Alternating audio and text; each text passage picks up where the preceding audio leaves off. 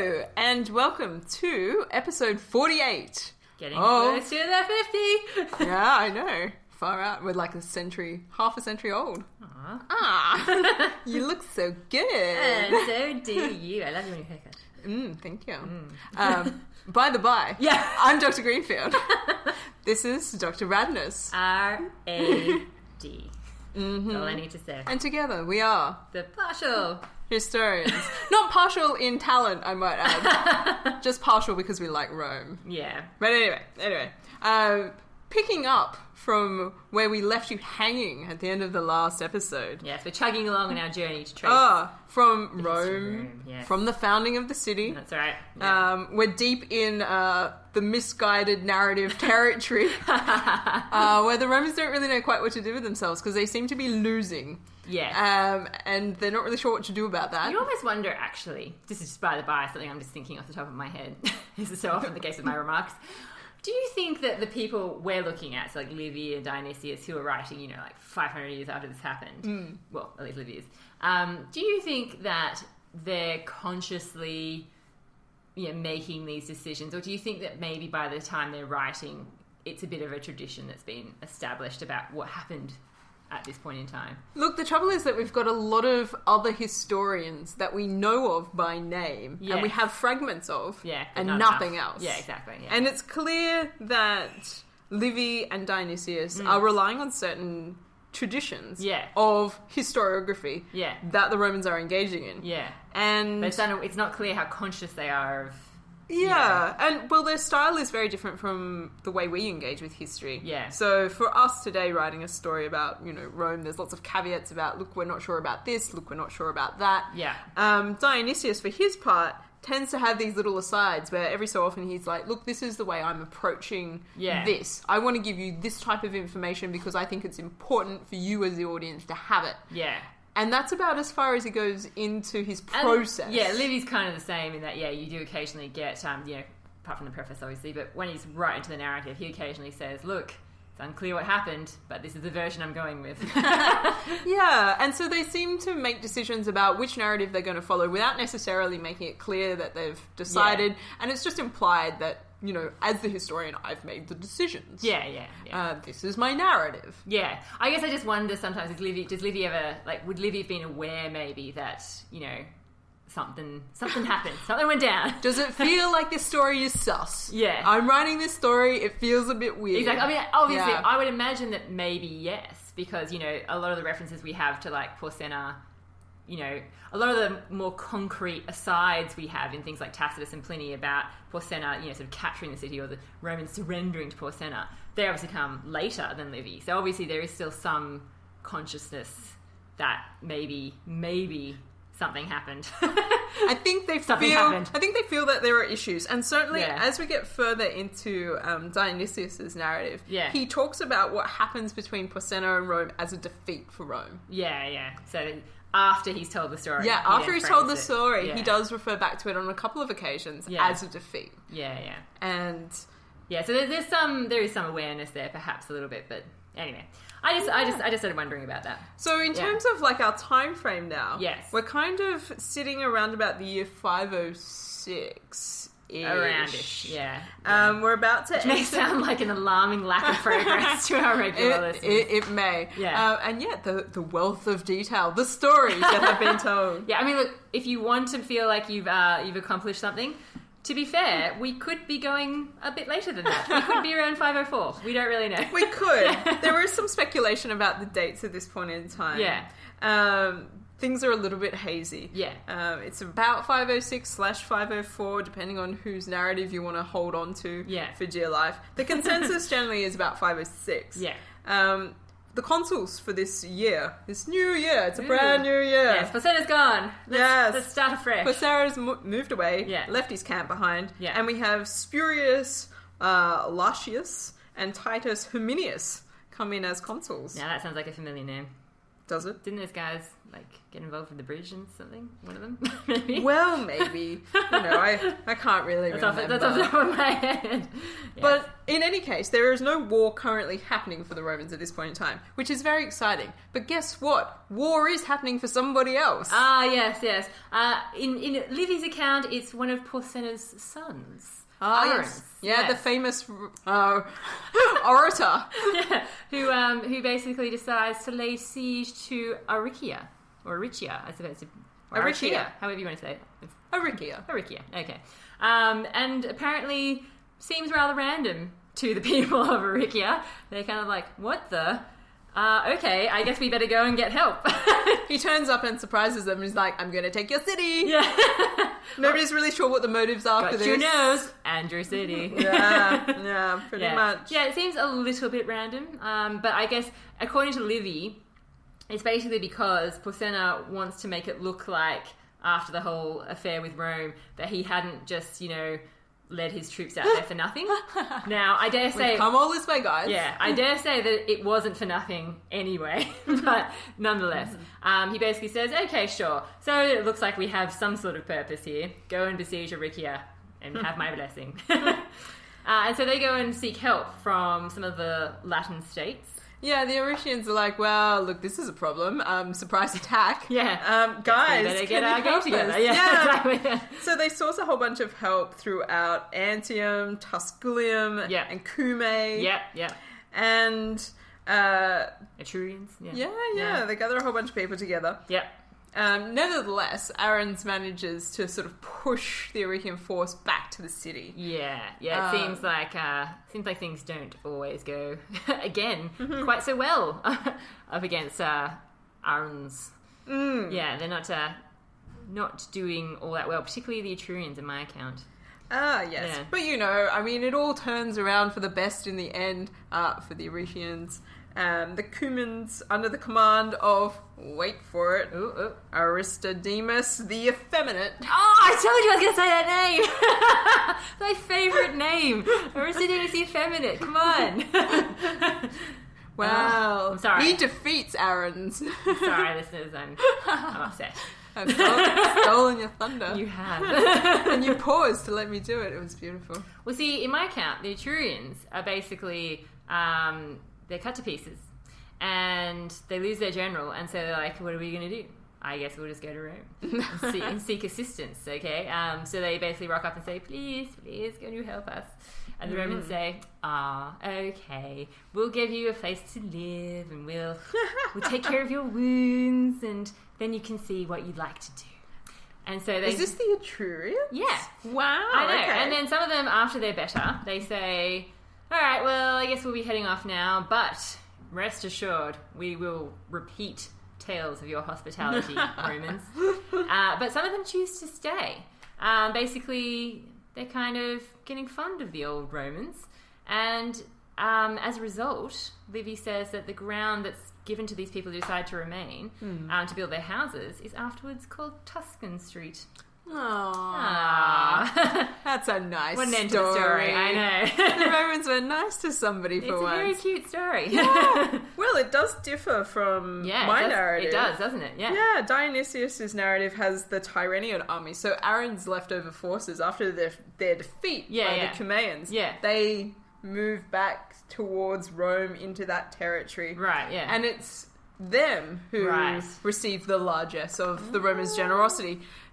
Presumably on account of the fact that the Romans had been so generously dealt with by them earlier. Or maybe they're just still under the control. Or maybe they're just still allies and Porsenna is still in charge of Rome. Exactly. In any case, the Romans take in the wounded Tyrrhenians, restore them with health and gives them food, nurse them, much compassion. Yeah. The Senate gives them a place in the city for their houses. So this is the Viscus Tuscus, the habitation, the Tyrrhenians. They give them the valley that extends between the Palatine and the Capitoline. Right, yeah. Very nice area. A distance of about 4 stades, apparently. Yeah, well. And gives them... and for this service, they receive a gift from Porsenna. Yeah. And this is the territory beyond the river, which they had ceded to Porsenna at the end of the war. Mm-hmm. Interesting. Interesting. I see where so you're there going seems to be many ways in which this narrative allows the Romans to recoup all of the things that they may have lost after being defeated by Porsenna. Yeah. I can Very see where quick this is going turnaround here. Yeah. Yes, okay. I find it very confusing. Yes, it is a little bit. And not very plausible. No. I mean, yeah, it's all very confusing. I mean, what are we supposed to make with these sorts of stories? I honestly don't know. I'm not really sure, but I'm glad that, we had the effeminate come into the story. Yeah. Well, see, Livy then goes on to talk about something which I don't think is in your account, where basically he says, in the year where the consuls are Publius Secretius and Publius Valerius Publicola, yes, again. Yes. Is apparently, according to Livy, around sort of, again, 505 period. Once again, ambassadors turn up from Porsenna. Again saying, hey guys, so the Tarquin family, what about it? Well, yeah, I mean, there's just no room for that in my narrative. Oh, yeah, I know. Porsenna's already decided done with it. He's not friends with them anymore. This is kind of how Livy, I suppose, accounts for the break between Porsenna and the Tarquinii. Mm-hmm. So basically he's like, what do you say? And the Romans, of course, say, no, for God's sakes, no. How many times do we have to tell you this? And basically Porsenna seems to sort of be thinking along the lines of, you know what, this is just a thorn in our side, isn't it? It's stopping us from becoming really close, and it disturbs me. I want the bonds of brotherhood to embrace us. I'm paraphrasing. But yeah, he basically says, you know what? I want to feel the warmth of your skin under the moonlight. Fair enough, guys. Fair enough. I respect your stance. And you know what? I don't want to see your liberty impeded either. So you know what? Let's be free together. Exactly. Since you have stood by your refusal on a number of occasions, I shall, from now on, respect that. Now, of course, I'm not going to be so crass as to harm the Tarquinii, but no longer will I help them. And I'm going to suggest that they just move along. Yeah, I'm not going to press their suit for them anymore. Exactly. They'll have to press their own. Exactly. So basically the deal is, guys, that I will tell them that they have to find somewhere else to spend their exile. No longer is it going to be with me. And so basically a plague upon them. Yeah, exactly. Yeah. And so now this is where Livy says, from now on, peace is pretty firmly established between the Romans and Porsenna from this point on. Yeah. And basically, Tarquinius. It's a beautiful story. It is. Tarquinius basically buggers off to Tusculum with his father-in-law, Mammalus Octavius. Ah, yes. Okay, and that's where he will remain for a little bit. Not but yeah, long. so that's kind of, the end of his ambitions, I suppose, as far as Porsenna is concerned. Okay, so we now have... And he even gives back, the hostages which he still had. Oh, wow. And also... He's had them all this time. The territory that he had taken when he'd taken the hostages, he basically says, here you go, guys. Ah, yeah. So this is again, I suppose, maybe explain. Yeah. Like you said. So we have shades of layering where these narratives intersect with each other. Yeah. And territories being given back. Territories are returned. Venetian land, apparently. Ooh. Yeah. Friendships are re-established. Yeah. Territories regained. The Tarquinii are resoundingly dumped by everybody as being boring and no longer interesting. You're not relevant anymore. Yeah. Please just go away. You're making it difficult for all of us to get along. Yeah. Now, you'd think that maybe this might be time for some recovery. Well, no. No. Sorry. Don't get too excited. Because then we have the consulship of Marcus Valerius, the brother of Publica. Yeah. Publicola. Why are we having trouble saying that? Publicola. Publicola. Having trouble with that one today. And Publius Postumius Tubertus. I also have him down. Yeah. Yeah. So these guys become consuls. Yeah. And who'd have thought? But at this point in time, although there is no war going on, the Sabines have decided that now would be the time to strike at the heart of Rome. Well, because, they've been weakened by all of their dealings with Porsenna. Say, I can kind of understand where they'd be coming from here. Oh, yeah. Yeah. It does seem like it might be a good time to strike. Look, the Sabines have a huge grudge to bear. It's pretty clear. We're on countless amounts of Sabine wars at this point in time. Yeah, I have no idea. I really don't know how many times we've been here. I still find it a little weird though, because I mean, surely by this point in time there has been some sort of, obviously there is a binding of the cultures here, but it's nonetheless not enough to make... Yeah. Well, dominance for the Italian hinterland seems to be like... Never ends. Yeah, it's a crescendo sort of situation. Yeah. So the Sabines start making incursions into Roman territory, killing shepherds and engaging in robberies, as you do, injuries to husbandmen. Oh dear. The Romans aren't very happy. They send an embassy and they're like, excuse me, would you stop that? What do you think you're doing? The Sabines are like, whatevers. They receive a haughty answer apparently from the Sabines. To which like a Sabine. Well, which I put as a comment, damn you Sabines. And then the Romans declare war on them. Right. So, as you do. And we have a situation where the Sabines send an army and they sort of encamp near the river Anio, which is a tributary which flows into the Tiber. Yeah. And the Romans set up 2 camps. So they send out both their consuls with some armies. Postumius camps on the heights near Rome, so it's like the defensive fallback position. And Valerius sits himself on the opposite side of the Anio. Okay. Looking at the Sabines. Menacingly. Yeah. So do you have these sorts of details in Livy's account? Not really. See, I've basically got a much briefer account where it basically says that during the consulship, a war was carried on with success against the Sabines, and the consuls got a triumph as a result. Well, wait for it. There's way more details, listeners, than that. And don't let Livy let you down. And it's kind of like, okay, then after that happens, then the Sabines again, kind of start causing problems. But again, there's nowhere near that kind of detail. Yes. The detail comes later. Let me take the floor then. Please do. Dr. Radness. I'm just going to kick back and listen to the story. Chill out. So, we've got the camp of the Sabines on one side of the river. We've got the camp of the Romans on the other side of the river. Yes. There's a gentle slope. It's a nice area. Look, the Anio, lovely territory. Dionysius actually goes as far as to describe the sweetness of the water. Wow, okay. Setting the scene really nicely for this. The details.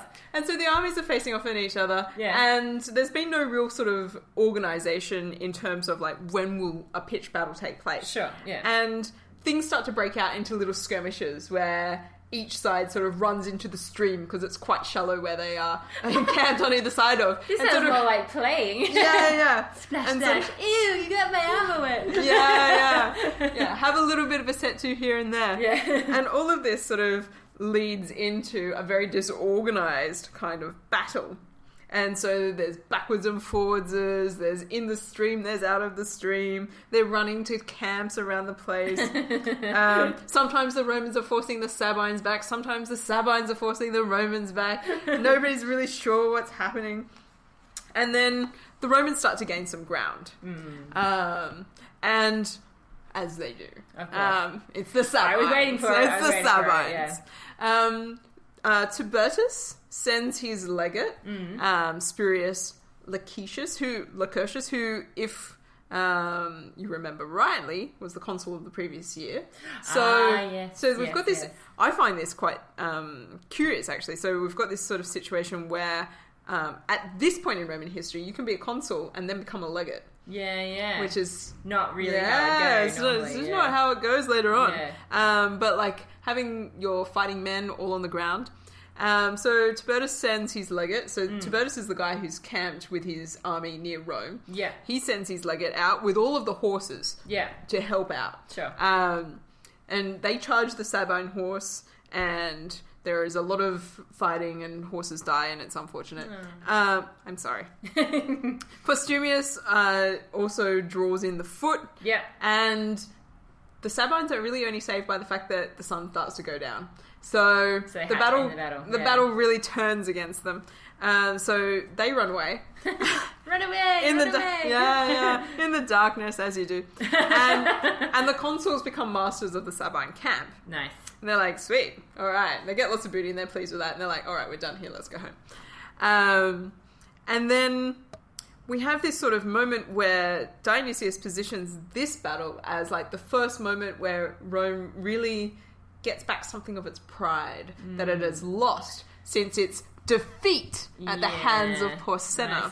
I see where you're going with this. Yeah. So it's described explicitly as a defeat.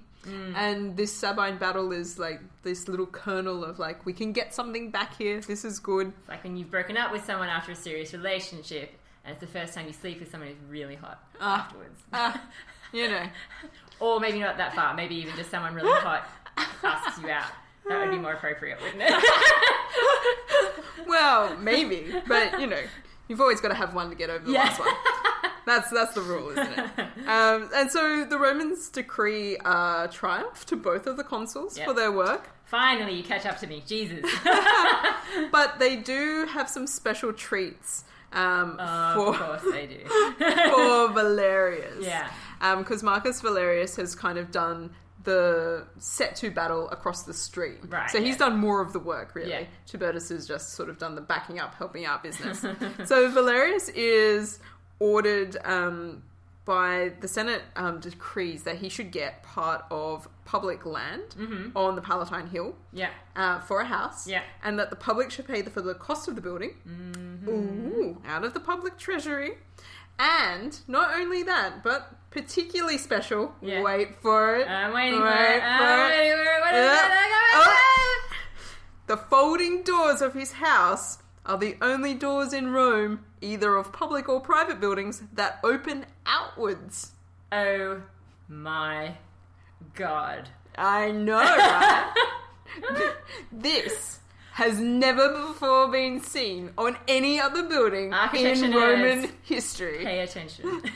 You know, if we put the hinges on slightly differently, the door could open the other way. Apart from this being like a unique feature of his place, does this have some sort of deeper symbolism which I'm missing? Apparently it does. Okay, yes, good. Okay, apparently good. It does. Good. We've got a couple of other sources who mention these outward opening doors. Yeah. And the significance. Like a feng shui thing. Well, you know, it's about letting the energy in, right?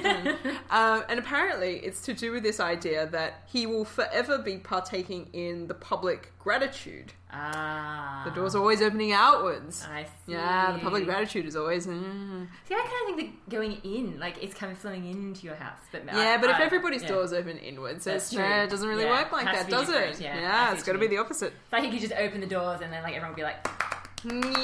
like, ooh. There he is. Yeah, so it kind of means that, like, actually, if you think about it visually, if everybody's doors open inwards and that's your private space, then his house, by having the doors open outwards, makes his house a public space. I get that, and that is how the he's connection. That is how he's always participating in the extend public my greatness. Arms symbolically, by having my doors. Opening my doors brings the people in. So. Interesting. God, I can't believe Livy missed all these fascinating details. I know. Livy loves detail. Well, maybe he'll make up for it later on. So that's the story I have to tell. Okay. Should we pause there, do you think? Or should we... Oh, look, I mean, I don't have too much further to go with. I've got some things I would like to say. Okay, then I shall quickly tell you about what Livy talks about. Yes. This is the point of the narrative where Livy brings in, basically... bit of disagreement between the Sabines themselves. Ooh. Yeah. Okay, so conflict with the Romans. Not everyone's on board, apparently. Oh, it's my turn to sit back and enjoy the story. Well, it's not that long, but just don't get too comfortable. Yeah, but basically, some people are saying, look, maybe a bit more peaceful, a bit more diplomacy might be the way to go here, guys. Come on. But other people, of course... boring. Yeah, exactly. Other people are really sort of gung-ho. And they're like, no, war! So, basically, the people who are more on the sort of peaceful side of things think, well, maybe it's time to pack up shop. Maybe we should actually go to Rome, okay? And sort of, defect. What? Yeah, I know. And so, basically, notably, one of these guys is going to be known as Appius Claudius. He will become notable name for a long, for quite a while. Hello, Claudians. Yeah, Claudians, that's right. Remember this name. Yeah, and so basically, they end up being admitted as citizens to Rome, and they are given land beyond the Anio. Yeah, and basically... Well, that ties in everything quite nicely, doesn't it? Yeah, exactly. And so basically, Appius ends up even being elected to the Senate, and he gets quite a reputation amongst his new citizen body, being quite an eminent person, And, so that's kind of where Livy takes the narrative in that point, sort of establishing where this particular distinguished family comes from and where they sort of come into Rome and how they become a part of the citizenry. Wow, Dionysius does have this story. Okay, but the details are slightly different. Yeah. So we have this sort of moment where the Sabines are getting together and talking about what they're going to do. They've just been defeated. Yeah. And who should turn up but the Tarquinii? Oh, God. Okay. So, just you wait. Sextus Tarquinius, the most loathsome of them all, decides, he starts stirring up the Sabines and says, look, I'll help you guys out. I'm interested in taking down the Romans and, getting my stuff back. Yeah. Being restored to power. Because he's been so helpful in the past. Well, Sextus is the son of Tarquinius Superbus, who most heinously... Yeah. Raped responsible for the death of Lucretia. Yeah. He's dead to us. Seems to be a good general, though. And he's definitely still alive. And... He's in his favour. Yeah. His liveliness. Yeah. He wins over 2 cities, Fidene and Cameria. Right. These will become important later on, particularly Fidene. So I'm going to flag that. Red flag, Fidene. Yeah, good point. So he detaches them from their friendship with the Romans and persuades them to become allies of the Sabines. Right, yeah. So this is all part of his deal. So he's talking to the Sabines and he's talking to people that he's encouraging to defect from Rome to join the Sabines. So he's creating a new alliance. And as a return favour for him bringing this sort of stuff together, they appoint Sextus Tarquinius as the general with absolute power. And they give him leave to raise forces in every city. Wow. So all of a sudden, he's in charge of looking after the Sabine war effort. Back in the saddle again. Go, dude. Yeah. Yeah. And so while that's happening, in the city of Regillium, a man of good family and influential in terms of wealth, a certain Titus Claudius. Ah, yes. See, my guy's also from Regillium as well. Yeah. So these two guys, Yeah. What was your guy's name? Well, his name is apparently originally Halicarnassus. Ooh, Halicarnassus. But when he becomes part of, the Roman citizenry, you have to change the name. He becomes Appius Claudius. So Appius Claudius and Titus Claudius are going to be the same dude, I'm pretty sure. Yeah, because definitely, my guy says, packed up shop from Regillium to go to Rome. Yeah. Certainly the consensus among scholars is that this story is similar enough that these two are the same person. Yeah. So Claudius, he deserts from the Sabines. Yeah. He brings with him his friends, his kinsmen, a number of his clients. Same as in Livy, yeah. And a whole bunch of armed dudes. And interestingly... Just useful people. Yeah. The reason that compelled him to remove to Rome is said to have been this. So I'm quoting from Dionysius here. The men in power in the principal cities, being hostile to him because of their political rivalry, were bringing him to a trial on a charge of treason because he was not eager to make a war against the Romans. So it's kind of similar, except in your account he has a slightly more pressing reason to leave. And so he dreads the trial, and so he takes his friends and comes over to the Romans. Yeah. Which, ironically, means that the Sabines were pretty spot on about him because he does engage in treason. This is true. So, awkward. But works out in the narrative. Yeah, it works out for him, doesn't it? Works out for everyone. It does. And, because he's wealthy and he comes from this good family, he immediately gets enrolled into the patrician class on the agreement of the Senate and the people. Yeah. And not only that, but bizarrely, they give him a large part of the city as he wishes for building houses. Is it land beyond the Anio? Well, no, it's the city. I don't know if he's mentioned that maybe he has an interest in real estate and, like, you know, he's good at building. I like that particular. I've got my eyes. He's a property developer by trade, and it would be really great if he had some space to do that in this new place. But anyway, they seem to, like, really generously just let him build wherever he wants to. Well, that's very nice. Yeah, and they also give him some public land. I guess it's quite a diplomatic coup, I suppose, on their behalf. Kind of. Not that they were trying to do it, but... Yeah. Well, perhaps. Dissection. There are rewards. Exactly. You can have the whole city. Yeah. And be like, oops, we gave it all away. The public land, they also give him public land between Fidene and Picticia. Okay. And I wonder if that might be near the Anio. Maybe. Yeah, I'm not entirely sure. These are the things that geographically are very hard to place. Yeah. I can't say that I'm uber familiar with the layout of Rome at this point in time. So, that is my take, at least through Dionysius, on what is going on. So we have this sort of, the Sabine War is sort of rearing its head. We get some defections, quite notably, to the Romans. Yeah, and that seems to be what Livy wants to focus on more than anything, because really, after the defection, he just basically says, so they went out, waged war again, wasted their lands, whatevs, and pretty much they so destroyed the Sabines that no chance of hostilities coming from that area for a while. Job done. Wow. Triumph again. Wow. Yeah, it's really very, you know... Yeah, look, I mean... Look, I'll save my details for the next episode, I think. Please do, because I'm a bit light on the details. There's a lot of things going on in this war. Yeah. According to Dionysius. Yeah, according to Livy, he's more interested in focusing on other stuff that's going down.